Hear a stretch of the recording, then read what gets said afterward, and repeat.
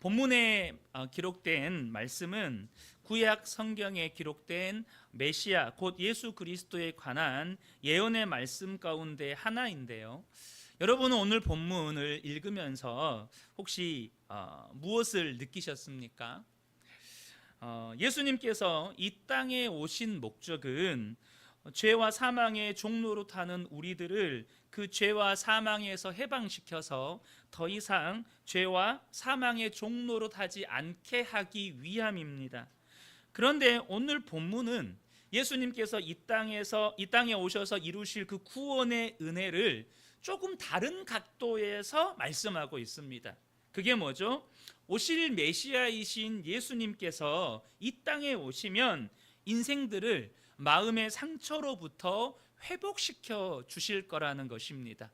그러니까 본문에는 우리를 죄와 사망에서 건지시겠다라는 표현을 쓰지 않고 우리를 상처로부터 회복시켜 주시겠다라는 표현을 쓰고 있다는 거예요. 1절을 보도록 하겠습니다. 주 여호와의 영이 내게 내리셨으니, 여기서 나는 예수 그리스도를 말하는 것입니다. 예수 그리스도께 성령이 임하셔서 이제 메시아로서의 이 땅의 사명을 행하실 건데, 이는 여호와께서 내게 기름을 부으사 가난한 자에게 아름다운 소식을 전하게 하려 하심이라. 나를 보내사 마음이 상한 자를 고치며 포로된 자에게 자유를, 갇힌 자에게 노임을 선포하며, 이렇게 예수 그리스도에 관하여 말씀하고 있죠. 이 마음이 상한 자를 고치며, 이 다음에 기록된 포로된 자, 갇힌 자, 슬픈 자에 관한 이 모든 기록들은 모두가 마음의 상처라고 하는 큰 범주 안에 들어가는 세부적인 항목이라고 볼 수 있습니다. 그런데 여러분, 왜 이사야 선지자는 오늘 본문에서 예수님께서 우리를 죄와 사망에서 건지신다고 예언하지 않고 마음의 상처를 고치신다고 이렇게 표현한 걸까요? 그것은 죄와 상처가 불가분의 관계에 있기 때문입니다. 그러니까 죄는 우리의 마음에 깊은 상처를 남긴다는 거예요. 아담과 하와가 하나님의 말씀에 불순종한 죄를 지었어요. 그 결과 어떻게 되었습니까? 그들이 스스로 선택한 죄였지만 그 결과 그들은 하나님과의 관계가 단절되었고 에덴 동산으로부터 쫓겨남으로 인해서 그들의 마음에는 하나님으로부터 거절당한, 하나님으로부터 단절된 마음의 상처를 갖게 되었다는 것이죠. 그래서 여러분, 그렇게 죄인된 인생들에는 계속해서 상처를 만들어내고 또 인생들로 하여금 그 상처에 붙잡혀 살아가게 만든다는 거죠. 여러분, 죄의 종로로 타는 사람들은요, 반드시 상처의 종로로 타게 되어 있습니다. 죄의 종로로 타는 사람은 상처의 종로로 타게 되어 있어요. 오늘 이 시간에 그 상처에 관해서 다 나눌 수가 없습니다. 왜냐하면 이 상처라고 하는 건 학문적으로도 수년간 정신과나 상담이나 수년간 공부하고 연구해야 할 정도로 그 내용도 방대하고 학문적인 깊이도 있는 부분이거니와, 우리의 내면의 상처를 극복하는 데는 세밀한 접근과 더불어서 긴 시간의 영적인 싸움이 필요한 영역이기 때문입니다. 그러니까 저와 여러분 안에 어떤 마음의 상처가요, 한순간에 해결되는 문제도 아니거니와, 그 상처가 여러분 다양한 영역에서 우리가 상처를 받다 보니까 세밀한 접근이 필요하다는 거예요. 그래서 저는 이 시간에 제가 그 모든 걸 나눌 수도 없겠지만 크게 두 부분에 걸쳐서 나누려고 합니다. 첫 번째는 뭐냐 하면 왜 상처의 문제를 해결해야 되는지에 대한 부분이에요. 다시 말하면 상처를 방치했을 때 해결되지 않은 상처가 우리의 삶을 어떻게 망가뜨리는지에 대한 부분을 나눌 것이고, 또 한 가지는 어떻게 상처는 극복할 수 있느냐에 대한 이야기를 나누려고 합니다. 그러면 여러분, 왜 상처를 극복해야 하는 것입니까? 다시 말해서 상처의 문제를 해결하지 않고 방치했을 때 우리의 삶에 어떤 결과가 오게 되느냐 하는 것입니다. 그 첫 번째는 뭐냐면 상처는 상처를 낳는다는 거예요. 상처를 방치하잖아요. 반드시 다른 상처를 양산해냅니다.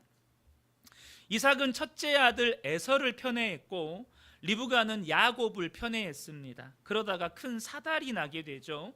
에서가 사냥을 하러 나간 사이에 어머니의 사주를 받은 야곱이 아버지를 속이고 장자권의 축복을 빼앗아 갑니다. 아버지는 모르고 장자 에서에게 주어야 할 축복을 야곱에게 다 축복을 해버린 거죠. 이 사실을 알게 된 에서가 큰 충격과 상처를 받게 됩니다. 창세기 27장 34절을 보면 에서가 그의 아버지의 말을 듣고 소리질러 슬피 울며 아버지에게 이르되 내 아버지여 내게 축복하소서 내게도 그리하소서 울부짖습니다. 정말로 에서가 그 야곱이 자신을 속이고 장자권을 다 뺏어간 그 사건을 통해서 너무너무 큰 상처를 받고 아버지 앞에 울부짖으면서 자기에게도 축복해달라고 하지만 아버지는 더 이상 축복해 줄 것이 없었어요. 그렇게 상처받은 에서가 어떻게 반응하죠? 창세기 27장 41절에 가면 그의 아버지가 야곱에게 축복한 그 축복으로 말미암아 에서가 야곱을 미워하여 심중에 이르기를 아버지가 곡할 때가 가까웠은즉 내가 내 아우 야곱을 죽이리라 하였더니 아버지 돌아가시면 야곱 죽여버리겠다는 거예요. 그로 인해 야곱은 형 에서를 피해서 집에서 도망쳐서 21년을 아버지 어머니와 생이별을 하면서 하란 땅에서 지내야 했고 어머니 리브가의 임종을 지켜보지를 못합니다. 에서의 상처는 야곱의 상처를 만들어냅니다. 여러분 아셔야 돼요. 여러분 안에 해결되지 않는 상처는 그것도 가장 가까이에 있는 사람들에게 상처를 만들어냅니다. 야곱에게는 12아들들이 있었죠. 그런데 야곱은 특별히 자신이 사랑했던 아내였던 라헬의 아들인 요셉을 다른 아들들보다 더 사랑했습니다. 창세기 37장 3절을 보면 요셉은 노년에 얻은 아들이므로 이스라엘이 여러 아들들보다 그를 더 사랑하므로 그를 위하여 채색 옷을 지었더니 이러한 야곱의 요셉을 향한 편애는 다른 아들들에게 상처를 남겼습니다. 그런데 여기서 이 요셉의 형들, 상처받은 요셉의 형들에 대해서 언급하기 전에 왜 야곱은 이런 왜곡된 사랑을 하게 되었느냐 하는 부분도 우리가 생각해 볼 수 있어야 돼요. 그것도 결국은 아버지 이삭과 어머니 리브가의 편애로 인한 상처라는 것입니다. 야곱 안에는 어머니한테는 편애를 받았지만 아버지에게는 형보다 사랑받지 못한 아버지는 에서를 편애하잖아요. 그 아버지가 형 에서에 대한 편애로 인한 상처가 있다는 거죠. 그래서 야곱 안에는 아버지에게 사랑받지 못한 상처가 있었고 그 해결되지 못한 상처가 아들들을 사랑함에도 불구하고 요셉을 향한 편애로 나타난다는 것입니다. 이런 아버지의 편애로 인해서 아들들에게 남겨진 상처가 어떤 결과를 가져옵니까? 창세기 37장 20절을 보면 자 그를 죽여 한 구덩이에 던지고 우리가 말하기를 악한 짐승이 그를 잡아먹었다 하자 그의 꿈이 어떻게 되었는지를 우리가 볼 것이니라 하는지라. 요셉의 형들 안에 있는 상처는 요셉을 죽이기로 모의하는 결과를 가져옵니다.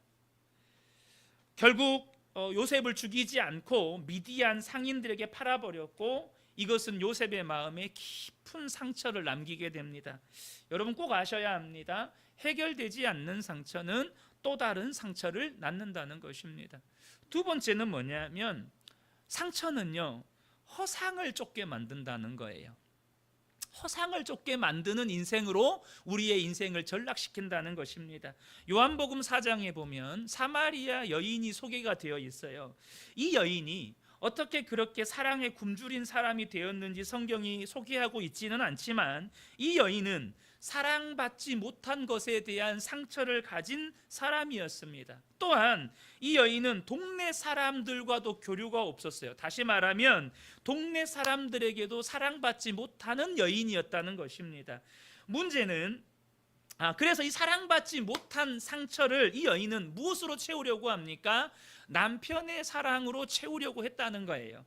그런데 문제는 뭐죠? 남편의 사랑이 그 여인 안에 있는 사랑받지 못한 상처를 채워주지 못했다는 것입니다. 회복시켜주지 못했다는 거예요.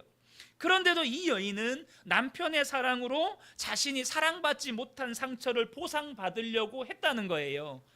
마치 사막에서 오아시스 신기루를 발견했어요. 그래서 그곳에 가면 이 목마름을 해결할 것 같아요. 죽을 힘을 다해서 달려갔습니다. 근데 가보면 아무것도 없는 거예요. 가보면 없는 거예요. 이 사람은 내가 원하는 사랑을 주겠지. 이 남자라면 내 속에 있는 이 사랑의 결핍을 채워주겠지. 너무너무 멋져 보이고 너무너무 매너 있어 보이고 너무너무 나를 사랑해 줄 것 같은데 막상 그 남자와 새 인생을 출발했지만 그 어떤 남편도 자신의 사랑의 목마름을 채워주지를 못하는 거예요. 이 여인과 예수님의 대화는 이러한 여인의 상황을 고스란히 보여주고 있어요. 요한복음 4장 16절 18절을 보면 예수님이 말씀하십니다. 이르시되 가서 네 남편을 불러와라. 이 여인 안에 있는 사랑의 목마름을 아시고 예수님께서 네 남편 불러오라고 하는 거예요. 근데 여인이 뭐라고 대답하죠? 여자가 대답하여 이르되 나는 남편이 없나이다. 이 여인이 진짜 남편이 없습니까? 이미 6번째 남편과 살고 있어요. 그런데 남편이 없나이다라는 이 말은 그 남편도 내 사랑의 목마름을 채워주지 못했습니다. 이 말인 거죠. 그러니까 예수님께서 말씀하시는 것이 네가 남편이 없다 하는 말이 옳다. 맞다. 남편은 절대 너의 사랑의 목마름을 채워주지 못한다 라고 말씀하시는 거죠. 너에게 5 남편이 있었고 지금 있는 자도 내 남편이 아니니 내 말이 참되다. 네 남편이 너의 사랑의 목마름을 절대 채워주지 못한다. 그럼 이 여인은 그동안 어떻게 살아온 거예요? 허상을 쫓아 살아온 거예요. 자신의 그 사랑의 결핍, 사랑의 목마름을 채워주지 못할 존재를 찾아서 눈에 보이면 그 사람이 나에게 사랑을 채워줄 것 같은데 막상 가보니 결코 내 사랑의 결핍을 채워주지를 못하는 거죠. 여러분, 해결되지 않은 상처는 자꾸 우리의 인생을 허상을 쫓게 만든다는 겁니다. 허상을 쫓게 만든다는 거예요. 결코 내 상처를 회복시켜 줄 수 없는 것을 쫓아 살아가게 만든다는 것입니다. 3번째는 어쩌면 가장 중요한 것일 수 있는데요. 3번째는 뭐냐면 상처는 하나님의 뜻을 왜곡시키고 거역하게 만든다는 거예요. 이게 두려운 겁니다. 우리 안에 있는 마음의 상처가 하나님의 뜻을 그 상처의 안경을 쓰고 하나님의 뜻을, 하나님의 말씀을 바라보니까 하나님의 뜻을 왜곡시키고 결국에는 그 뜻을 거역하게 만든다는 거예요. 여러분, 하나님은 하나님의 자녀들인 저와 여러분을 향해서 놀라운 계획을 가지고 계십니다. 에베소서 1장 4절부터 6절을 함께 보겠습니다.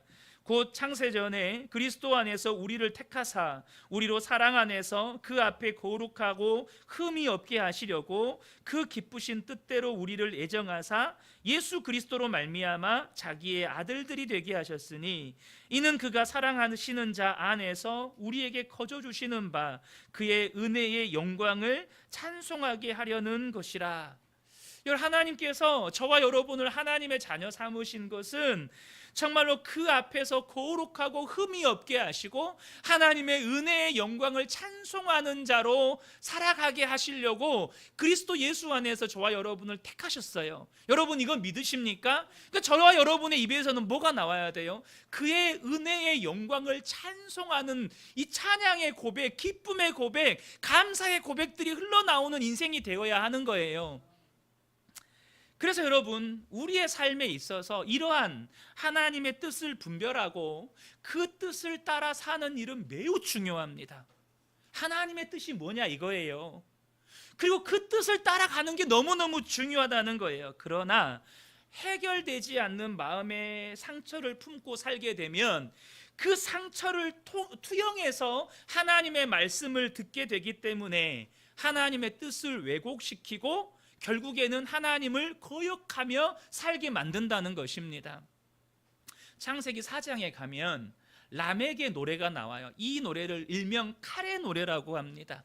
근데 라멕이 어떤 노래를 부르는지를 한번 보세요. 23절 24절입니다. 라멕이 아내들에게 이르되 아다와 실라여 내 목소리를 들으라. 라멕의 아내들이여 내 말을 들으라. 나의 상처로 말미암아 내가 사람을 죽였고 나의 상함으로 말미암아 소년을 죽였도다. 가인을 위하여는 벌이 7배일진데 라멕을 위하여는 벌이 77배의 1이로다 하였더라. 지금 라멕의 노래는요, 자신에게 상처 준 사람을 죽여서 복수한 것을 아내에게 자랑하고 있어요.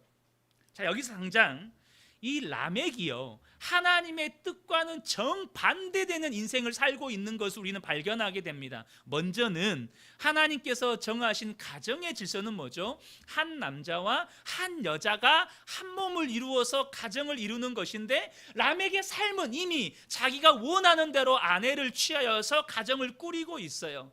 그리고 또 하나 뭐죠? 이런 하나님의 뜻은 뭐죠? 원수도 사랑해라. 근데 라멕의 삶은 뭡니까? 나에게 상처 준 사람에게 그냥 상처를 주는 정도가 아니라 죽여서 복수하는 삶을 살고 있다는 거예요. 근데 더 놀라운 건, 우리의 입술에서 하나님이 원하시는 건 뭐냐면, 우리의 입술에서 하나님의 은혜의 영광을 찬송하는 삶을 살기를 원하시는데, 라멕의 입술에서는 지금 무슨 노래가 나와요? 사람 죽인 것을 자랑하는 노래가 흘러나와요. 그러니까 라멕의 삶은 하나님의 뜻을 거역하는 삶을 살고 있다는 거예요. 그런데 자신이 그러한 삶을 사는 것에 대해서 정당하다고 아내들에게 이야기할 때, 어디에서 지금 라멕이 그것을 근거 삼냐면, 하나님께서 가인에게 주셨던 약속의 말씀을 끌고 와요. 여러분, 하나님께서 가인에게 주셨던 약속의 말씀이 너에게 상한 자가 너를 상하게 한 자를 복수해라, 이런 약속의 말씀이었습니까? 너를 상하게 하면 내가 7배로 갚아주겠다라는 이 말씀이 복수는 하나님의 뜻이다, 복수는 나의 뜻이다, 복수는 정당한 거다, 이런 뜻입니까? 그게 아닙니다. 가인이 아벨을 살해하고 이제 하나님의 그 죄에 대한 징벌을 받을 때 그것이 너무 두려워서 하나님 앞에 그 두려움을 호소합니다. 그랬을 때 그런 가인이라 할지라도, 그런 죄인이라 할지라도 하나님께서 가인을 지켜주시고 보호해 주시겠다는 약속의 말씀이었어요. 그런데 지금 이 라멕은 그 말씀을 어떻게 지금 끄집어오죠? 나의 복수는 정당하다, 하나님이 그렇게 말씀하셨다. 하나님의 뜻을 왜곡시키고 결국엔 자신은 하나님의 뜻을 거역하는 삶을 살고 있는 것입니다. 사랑하는 성도 여러분, 저와 여러분이 아셔야 돼요. 해결되지 않는 마음의 상처는 우리의 심령을 사로잡고 상처의 종으로 살아가게 만듭니다. 상처의 종으로 살아가게 만들어요. 그러면 여러분, 우리의 마음의 상처는 어떻게 극복하는 것입니까? 우리는 성경에서 많은 상처를 받았지만 그 상처를 극복하고 위대하고 복된 인생을 살았던 믿음의 사람들을 살펴볼 필요가 있습니다. 오늘 두 인물을 살펴볼 건데요, 그 대표적인 인물이 요셉과 다윗입니다. 요셉은 아버지의 편애를 받기는 했지만 그 결과로 형들의 미움을 샀고 형들에 의해서 죽임을 당할 뻔했다가 미디안 상인들에게 노예로 팔려가게 됩니다. 이후에도 주인 보디발의 집에서 여주인에게 억울하게 성폭행 누명을 쓰고 감옥에 수감되어 3년의 시간을 보냅니다. 그는 이렇게 형들에 의해서 팔림으로 인해서 자그마치 20년 동안 사랑하는 아버지와 생이별을 하게 되죠. 다윗은 어떻습니까? 다윗은 어쩌면 요셉보다 더했으면 더했지 절대 덜하지 않습니다. 요셉은 아버지의 사랑이라도 받았지만 다윗은 가정에서 아버지와 형들에게 인정받지 못한 그냥 아버지의 관심밖의 아들이었습니다. 아버지의 관심 대상이 아니었어요.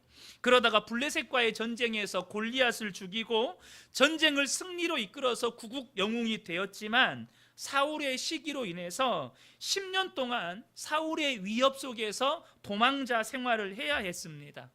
그런데 그 도망자 생활을 할 때 다윗의 이 10년의 삶이 얼마나 비참했는지 몰라요. 사울의 추격에서 살아남기 위해서 적국이었던 블레셋의 망명을 시도했다가 자신의 정체가 탄로나자 죽임당할 것 같으니까 입에다가 침을 흘리면서 미친 척을 해서 겨우 살아납니다. 그렇게 자신의 도움으로 살아났던 사람들에게 배신을 당해서 오히려 사울에게 자신의 행적이 탄로나기도 합니다. 더 이상 도망갈 곳이 없으니까 이제는 짐승들이 사는 동굴로 숨어 들어갑니다. 왕이 되었습니다. 그런데 왕이 되었을 때 어떤 일이 일어납니까?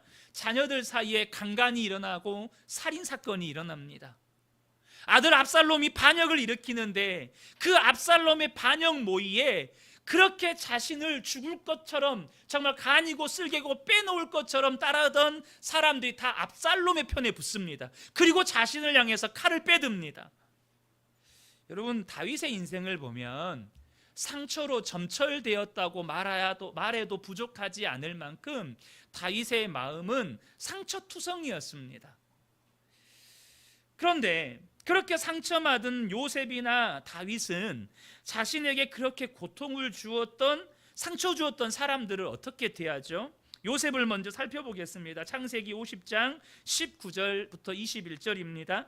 요셉이 그들에게 이르되 두려워하지 마소서, 내가 하나님을 대신하리이까. 당신들은 나를 해하려 하였으나 하나님은 그것을 선으로 바꾸사 오늘과 같이 많은 백성의 생명을 구원하게 하시려 하셨나니 당신들은 두려워하지 마소서, 내가 당신들과 당신들의 자녀를 기르리이다 하고 그들을 간곡한 말로 위로하였더라.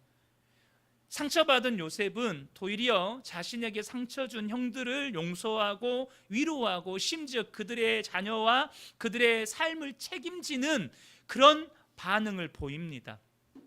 반면 또 하나 다윗은 어떻습니까? 사무엘상 24장 6절부터 7절을 보면 자기 사람들에게 이르되 내가 손을 들어 여호와의 기름 부음을 받은 내 주를 치는 것은 여호와께서 금하시는 것이니 그는 여호와의 기름 부음을 받은 자가 됨이니라. 다윗이 이 말로 자기 사람들을 금하여 사울을 해하지 못하게 하니라. 다윗은 어떻게 합니까? 다윗 역시 사울에 대해서 복수할 기회가 있었음에도 불구하고 용서를 택합니다.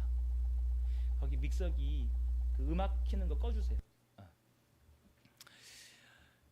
지금 요셉도 다윗도 자신에게 큰 마음의 상처와 고통을 주었던 그 형들 혹은 사울왕을 용서한다는 거죠. 이를 통해서 여러분, 저와 여러분이 이 상처 회복과 관련해서 알아야 될 중요한 한 가지가 있습니다. 제가 앞서서 마음의 상처를 만드는데 죄가 불가분의 관계에 있다고 말씀을 드렸어요. 그것이 나의 죄든 누군가의 죄든 죄가 상처를 만들어냅니다. 그런데요, 마음의 상처를 회복하는 데 있어서 용서 또한 불가분의 관계에 있다는 것입니다. 죄가 마음의 상처를 만들어낸다면 용서는 마음의 상처를 회복시킵니다. 이걸 아셔야 돼요. 그러니까 마음의 상처를 회복하는 과정 가운데 반드시 용서가 있어야 된다는 거예요. 도대체 어떻게 이 두 사람은 상처를 극복하고 위대한 믿음의 삶을 살 수 있었던 것일까요? 당시에 정신과가 있었습니까? 무슨 상담을 받을 수가 있었나요? 혹은 이런 상처에 관련된 무슨 거울 치료니 마음 치료니 무슨 치료법이 있었을까요? 아니면 오늘날처럼 이런 감정을 조절할 수 있는 어떤 약물이 있었을까요? 여러분, 그런 것이 없었음에도 불구하고 그들은 상처를 극복합니다. 이게 뭘 의미하는 거죠? 이 말은 우리가 그 방면에 전문 지식이 없고 혹은 그런 부분에 대해서 상처에 관해서 전문적으로 알지 못해도 마음의 상처를 극복할 수 있다는 뜻입니다. 이걸 아셔야 돼요. 우리는 요셉과 다윗에게서 공통점을 발견하게 돼요. 그것은 뭡니까? 그들이 그런 상처에도 불구하고 상처 앞에 머물러 있지 않고 상처의 고통 속에서도 항상 하나님 앞으로 나아갔다는 것입니다. 여러분, 마음의 상처를 회복함에 있어서 대전제가 있어요. 이것은 마음의 상처를 회복하기를 원한다면 저와 여러분이 반드시 선택해야 되는 문제입니다. 그러니까 이거는 뭐 다른 방법이 없어요. 우리의 마음의 상처를 극복함에 있어서 대전제가 뭐냐? 그것은 하나님 앞으로 나아가는 것입니다. 하나님 앞으로 나아가는 거예요. 왜 그렇습니까? 하나님만이, 예수님만이 내 마음의 상처를 고치시고 회복하실 수 있기 때문입니다. 여러분, 상처는 죄의 결과라고 말씀드렸잖아요. 그럼 죄의 문제부터 풀어야 상처의 문제가 풀리는 거예요. 그럼 죄의 문제는 무엇으로만 풀 수 있죠? 예수님의 십자가입니다. 십자가예요.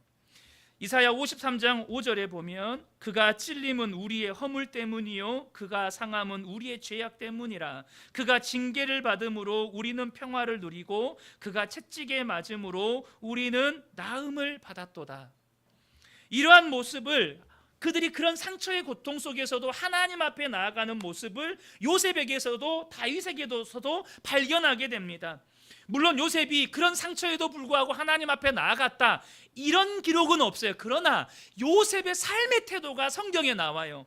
창세기 39장 9절에 보면 요셉이 보디발의 아내의 유혹을 받을 때 그가 가지고 있었던 삶의 태도가 나옵니다.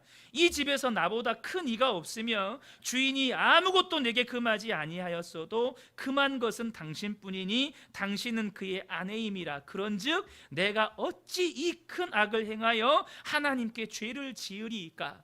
요셉의 삶의 태도가 무엇입니까? 그는 언제나 하나님 앞에 있었다는 것입니다. 아무도 없을 때조차도 그는 내가 하나님 앞에 서 있다. 하나님 존전의식, 우리 코람데오 정신이라고 말하죠. 나는 지금 하나님 앞에 있다. 그는 언제나 하나님 앞에 나아갔다는 것입니다. 왜 그러고 형들로부터 죽임당할 뻔했을 때, 노예로 팔렸을 때에 대한 마음의 고통과 아픔이 없었겠어요. 그러나 이것이 그의 삶의 태도였다는 것입니다. 그는 상처 앞에 머물지 않고 하나님 앞에 머물렀다는 것입니다. 여러분, 이게 상처를 극복함에 있어서 핵심입니다. 하나님 앞에 머무셔야 한다는 것입니다. 왜 상처에서 벗어나지 못할까요? 상처에서 벗어나지 못한 사람들의 공통점이 있습니다. 상처를 깊이 묵상한다는 것입니다. 상처를 또 곱씹고 또 곱씹으면서 상처 앞에 머물러 있다는 것입니다. 여러분, 주님 앞에 가셔야 상처에서 벗어나는 그 첫 출발점이 되는 거예요. 이러한 태도는 다윗도 마찬가지입니다. 시편 16편 8절에서 11절의 다윗의 고백을 보면 내가 여호와를 항상 내 앞에 모시며 그가 나의 오른쪽에 계심으로 내가 흔들리지 아니하리로다. 이러므로 나의 마음이 기쁘고 나의 영도 즐거워하며 내 육체도 안전하게 살리니 이는 주께서 내 영혼을 수월에 버리지 아니하시며 주의 거룩한 자를 멸망시키지 않으실 것임이니이다. 주께서 생명의 길을 내게 보이시리니 주 앞에는 충만한 기쁨이 있고 주의 오른쪽에는 영원한 즐거움이 있나이다. 다윗이 이루 말할 수 없는 아픔과 상처와 고통이 있었지만 그 상처를 곱씹으면서 복수를 꿈꾸지 않았습니다. 오히려 그 상처를 하나님 앞으로 나아가는 동력으로 삼았어요. 그리고 그 주님 앞에 나아가서 하나님을 바라봅니다. 주님을 바라봅니다. 언제까지요? 주님이 그 상처와 고통으로 가득한 내 마음을 오늘 이 11절의 고백처럼 기쁨과 즐거움으로 채워주실 때까지, 그 상처의 쓰라린 마음을 주님께 있는 기쁨과 즐거움으로 내 마음을 채워주실 때까지 주님 앞에 머무는 거예요. 여러분, 이것이 상처 회복의 핵심이고 대전제예요. 그런데 이 대목에서 정말 우리가 알아야 할 중요한 두 가지가 있습니다. 첫 번째는 뭐냐면 앞서 잠깐만 언급드렸는데요, 상처의 회복은요 한순간에 끝나는 문제가 아니고 그냥 이게 뭐 약 한 번 먹으면 그냥 두통 사라지고 이런 문제가 아니고 긴 영적 싸움이라는 거예요. 제가 이 비유를 드리는 것은 이것과 유사하기 때문입니다. 제가 사고로 무릎 인대가 끊어지는 건 한순간이었어요. 한순간에 우리 마음은 상처받습니다. 그런데 그거 회복하는데 어떤가요? 거기서 회복되는 데는 자그마치 2년 동안 4번의 수술과 재활을 반복해야 했고 이 다친 다리가 그래도 어느 정도 정상 기능을 하기까지는 더 많은 시간이 필요했습니다. 그러니까 우리 안에 있는 상처가 회복되는 데는 시간과 더불어서 영적인 싸움이 수반되어야 된다는 거예요. 제가 막 열심히 재활을 했던 것처럼 영적인 싸움이 수반되어야 돼요. 특별히 해결되지 않은 상처는 우리의 삶을 삼키고 망가뜨리려는 마귀에게 좋은 먹잇감이 됩니다. 그래서 마귀가 죄를 틈타서 우리의 삶에 역사하는 것처럼 해결되지 않는 상처를 틈타 그 상처를 물고 늘어집니다. 그래서 마귀가 하는 일이 뭘까요? 자꾸 상처가 생각나게 만들고 상처를 곱씹게 만들고 그 상한 감정에 내 생각이 매몰되게 만든다는 거예요. 그러니까 여러분이 그냥 일상생활을 하면서 누군가에게 상처받은 일이 떠올라지고 자꾸 그게 곱씹어지고 그로 인해서 상한 감정이 내 마음을 막 사로잡으려고 할 때 깨달으셔야 돼요. 뭘 깨달으셔야 될까요? 지금 마귀가 내 안에 해결되지 않는 상처를 물고 늘어주는구나. 내 안에 이것을 지금 공격하는구나. 이것을 아셔야 된다는 거예요. 그래서 그 상처를 반복하면 앞서 나누었던 그 상처를 방치했을 때의 삶의 결과가 우리의 삶에 반복되는 것입니다. 자, 그러면 첫 번째로 하셔야 될 게 뭐죠? 상처가 곱씹어지고 상한 감정이 내 마음을 사로잡으려고 할 때 그것이 마귀의 역사임을 깨닫고 예수님의 이름으로 대적하는 일을 하시라는 거예요. 이건 실제적인 적용이 필요한 겁니다. 상처의 회복에서 구체적이고 실제적인 적용이 필요해요. 여러분 그런 일 없나요? 나는 그냥 아무 생각 없이, 오늘 아무 생각 없다는 표현이 좀 그럴 수 있는데 그냥 내 일상을 살았어요. 근데 자꾸 상처가 생각나요. 자꾸 곱씹어져요. 그래서 마음이 너무너무 우울하고 고통스럽고 하루 종일 마음이 거기에 사로잡혀요. 그때 뭐라고요? 마귀의 영적인 공격이구나. 예수 그리스도의 이름으로 명하노니 내 상처를 공격하는 어둠의 권세는 떠나갈지어다. 여러분 계속해서 이 믿음의 대적기도 하시라는 거예요. 두 번째는 더 중요한 건데요, 상처가 곱씹어지고 그 상한 감정이 내 마음을 자꾸 사로잡게 되는 근본적인 이유가 있는데 그것은 아직도 죄의 종노릇하고 상처의 상처하는 옛사람이 내 안에 살아있기 때문입니다. 이걸 아셔야 돼요. 그래서 여러분 상처를 통해서 내 마음을 사로잡으려는 마귀를 대적함과 동시에 두 번째 해야 할 영적인 싸움이 뭐냐면 상처의 종노릇하는 옛사람을 십자가에 못 박으라는 거예요. 그것이 주님 나는 죽었습니다 입니다. 주님 상처의 종노릇하는 나 신규식은 죽었습니다. 언제까지 해야 될까요? 상처의 종노릇하던 옛사람의 죽음이 삶의 실제가 될 때까지. 여러분 상처의 종노릇하는 옛사람의 죽음이 실제가 되면요, 상처가 생각이 나도 상한 감정에 사로잡히지 않습니다. 여러분 이거 아셔야 돼요. 상처가 생각은 나요. 근데 그 상처가 주는 상한 감정이 내 마음을 사로잡지는 못해요. 더 이상 상처의 종로로 가지 않게 된다는 것입니다. 그리고 다윗과 요셉처럼 용서가 되는 거예요. 그리고 나의 삶은 더 이상 상처가 물고 늘어지는 삶이 아니라, 상처에 발목 잡힌 삶이 아니라 하나님의 뜻을 향해 나아가는 인생이 된다는 것입니다. 시간이 짧아서 이 부분에 대해서 다 나누지 못하는 것이 안타깝지만, 여러분 마지막으로 한번 저를 따라해 보시겠습니까? 오늘 설교의 제목입니다. 한번 저를 따라해 보시겠습니까? 나는 상처의 종이 아니다. 여러분 정말 그렇습니다. 우리는 은혜의 종입니다. 우리는 사랑의 종이에요. 우리는 복음의 종입니다. 상처에 붙잡혀서 상처에 끌려갈 사람들이 아니라 은혜에 붙잡혀서 사랑에 이끌려 살 사람들이라는 거예요.